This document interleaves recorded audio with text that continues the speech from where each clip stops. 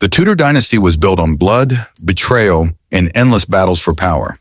But at the very center of Henry VIII's ambitions was one fragile hope, a single boy who would carry on his legacy. And yet the story of Henry VIII's only son did not end in glory, but in one of the most horrific and tragic deaths imaginable.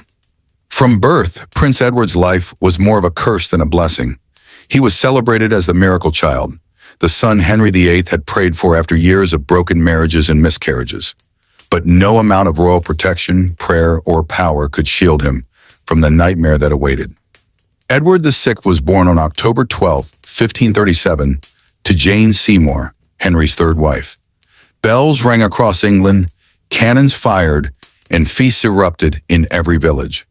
Finally, after divorces, executions, and scandal, Henry had his male heir. But the joy of Edward's birth was overshadowed almost immediately by tragedy. His mother, Jane, died just 12 days later from childbirth complications.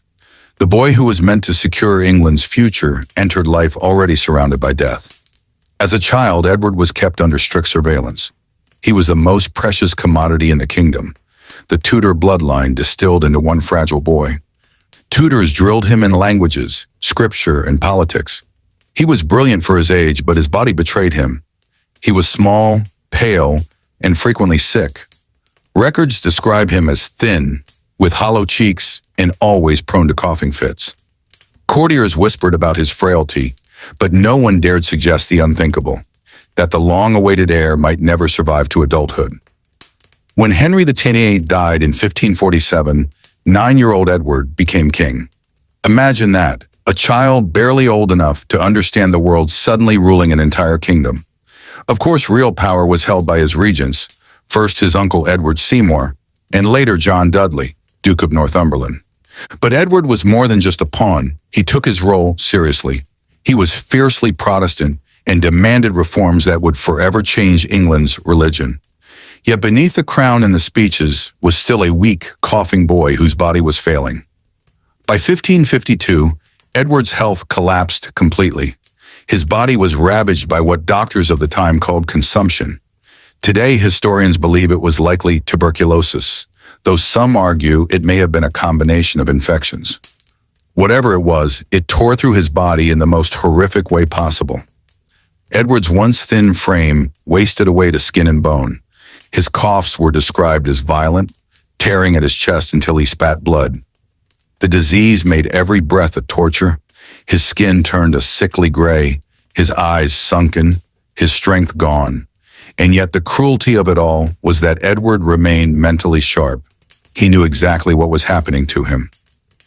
At times, he was forced to appear in public, dragged out to show the people torture. His skin turned a sickly gray, his eyes sunken, his strength gone. And yet the cruelty of it all was that Edward remained mentally sharp. He knew exactly what was happening to him. At times, he was forced to appear in public, dragged out to show the people that their king was still alive. But what they saw horrified them.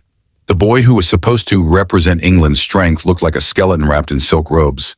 Some observers said he looked more like a corpse than a king. His decline lasted for months. Bedridden, feverish, coughing blood.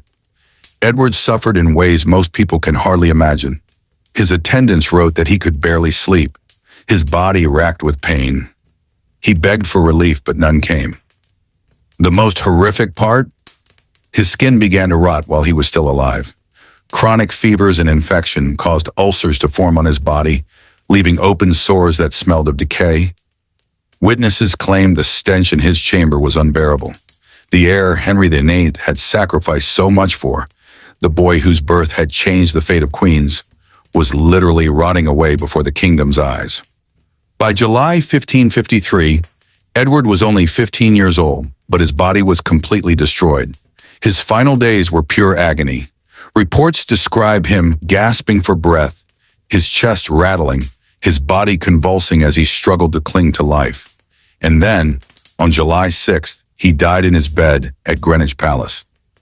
His death wasn't peaceful. It was drawn out, bloody, and gruesome.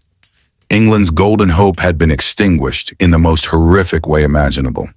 The boy who was supposed to bring stability left behind only chaos. Because Edward had no children, no direct heir, the Tudor succession plunged into crisis.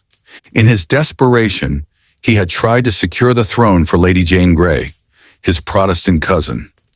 But within weeks she was overthrown, imprisoned, and eventually executed. Edward's horrific death didn't just end his life. It opened the door to one of the bloodiest and most unstable chapters in English history. Henry VIII's desperate quest for a son had finally succeeded, but only briefly. His only boy, the king who never truly ruled, left behind nothing but a legacy of sickness, sorrow, and the stench of death. And perhaps the most chilling part of this story is the thought of Edward himself. A teenager watching his own body waste away, fully aware that he was dying and powerless to stop it. The boy born to save the Tudors died in agony, leaving behind a dynasty built on nothing but ghosts. If you thought the life of Henry VIII was dramatic, his son's death was even darker. And that's the tragic truth. Henry VIII's only son died in a way far more horrific than you could ever imagine. If you found this story shocking, disturbing, or eye-opening, make sure to like this video, subscribe to the channel, and hit the bell icon so you don't miss more hidden and brutal stories from history.